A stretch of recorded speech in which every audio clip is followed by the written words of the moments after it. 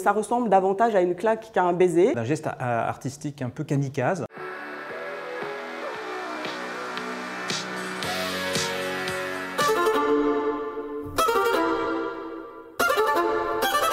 מה שתראו הכל היה באמת.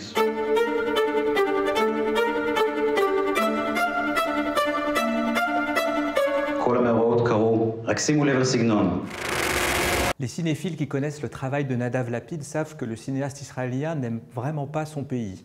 On en a la confirmation éclatante avec son nouveau film, Le Genou d'Aed, qui a été présenté hier en compétition au Festival de Cannes. Le Genou d'Aed doit son titre à un fait divers survenu en Israël, quand une jeune palestinienne, Aed Tamimi, de 16 ans, avait giflé un soldat israélien et un député avait tweeté à ce moment-là qu'on devrait lui tirer une balle dans le genou, comme ça elle serait vraiment assignée à résidence. Nadav Lapid s'inspire de ce fait divers pour son film à travers un personnage de cinéaste qui est un peu lui-même, qui veut tourner un film sur cet épisode. אמא שלי שכותבת איתי את התסריטים לסרטים שלי, תמיד אומרת, בסוף הגיאוגרפיה מנצחת. Le Genou d'Aed, c'est un pamphlet politique très radical, qui est assez éblouissant dans la forme, parce que voilà, il y a des séquences comme ça qui vous sautent aux yeux, où l'acteur qui est formidable vient se jeter littéralement sur la caméra, puis se jette au sol. Il y a des sortes de chorégraphies comme ça endiablées. Le film est assez déroutant, en ce sens où la mise en scène vraiment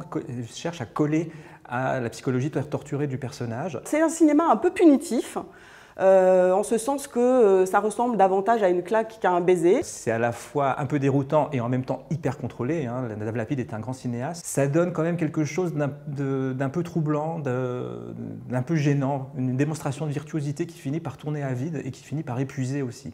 Et en même temps, il en faut des claques, et on se dit que c'est un film qui va peut-être bien dialoguer dans l'esprit des festivaliers avec celui qu'on verra bientôt de Kirill Serebrennikov, et que finalement, ces gestes formels, très forts, endiablés, sont à leur place en fait en compétition à Cannes. היא אומרת את זה מהמקור לישראל.